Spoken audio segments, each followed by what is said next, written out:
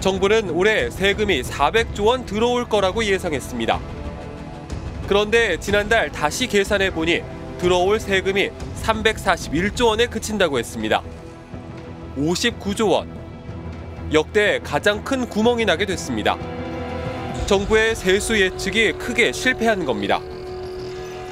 세금은 어디서 줄었을까요? 법인세가 25조 원이나 줄었습니다. 양도소득세는 12조 원 넘게 감소했습니다. 부가세는 9조 원, 종합소득세는 3조 원 넘게 줄었습니다. 정부는 경기가 예상보다 안 좋았다고 해명했습니다. 하지만 이걸 정말 예측하지 못했을까요?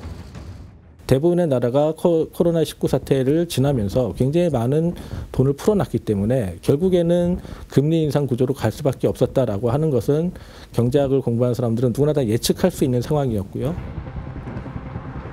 지난해 정부는 대규모 감세안을 발표했습니다.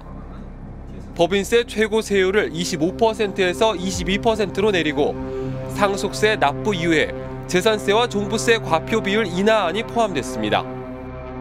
주로 대기업과 부자들에게 혜택이 돌아가는 감세안이었습니다. 대기업도 일부 있지만 중소기업의 감면율이 더 크다. 부자 감세라고 제시한 바 없고요. 일부 경제 전문가들은 기획재정부가 의도적으로 세수를 부풀린 건 아닌지 의심합니다.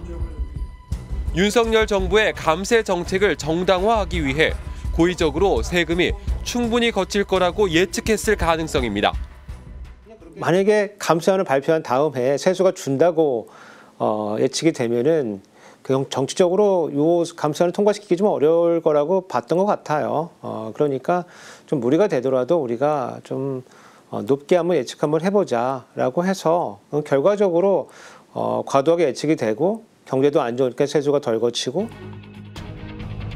이렇게 크게 구멍이 났는데 나라 살림은 어떻게 하겠다는 걸까요? 정부는 허리띠를 졸라매겠다고 했습니다. 국채를 발행하는 추경은 하지 않겠다고 했습니다.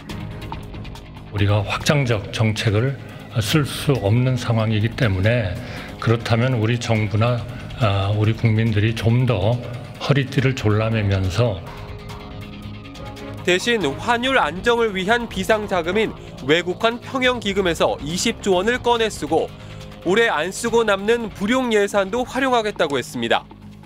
빚내지 않고 돈을 최대한 안 쓰겠다는 뜻입니다. 불용을 이용해서 앞으로 정책 대응하겠다라고 하는 기획재정부의 정책 취지는 결국에는 가급적 정부 예산을 쓰지 마라라고 하는 압박으로 볼 수밖에 없습니다.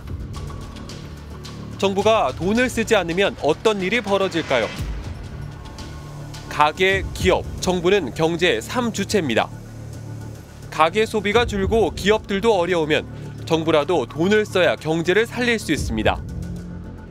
그런데 올해 상반기 정부 재정이 경제 성장률에 얼마나 기여했나 봤더니 마이너스 0.8%포인트였습니다. 정부가 오히려 경제 성장률을 깎아먹었다는 뜻입니다. 반면 일본 정부는 재정을 풀어 0.1%포인트 성장률을 끌어올렸습니다. 한국과 일본의 경제 성장률이 역전됐는데 정부 역할에서만 0.9%포인트가 벌어진 셈입니다. 재정 건전성을 우려한다면 세입을 늘려야 되는 거예요. 증세를 해야 되는 거예요. 증세를요. 증세를 안 하면 결국은 지출을 계속 축소시킬 수밖에 없고 그러면 악순환 고리가 만들어진다 이거예요. 그러면 그게 경제 규모가 줄어들면서 그게 전체 경제에 미치는 영향은 오히려 더 부정적이죠. 그러니까 정부가 그러니까 이렇게 성장률을 끌어내리는 나라가 없다니까요. 취임 첫 해 윤석열 대통령은 민생을 앞세웠습니다.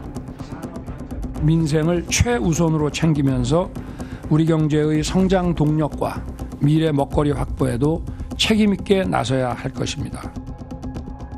그런데 1년 만에 민생 대신 이념이 그 자리를 대체했습니다.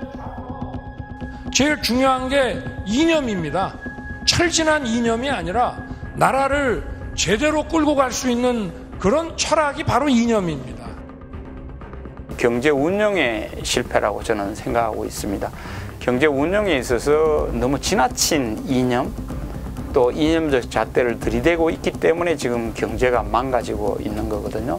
수출의 이제 특정 국가를 적대시하면서 탈중국이라든지 이런 정책을 취하면서 지금 수출이 경착륙하고 있는 거거든요. 그 바람에 한국 경제가 쇼크를 받고 있고 내수 경제도 건전 재정이라는 이념의 잣대를 들이대면서 쓸 때 돈을 쓰지 않으니까 지금 서민 경제는 비명을 지르고 있거든요.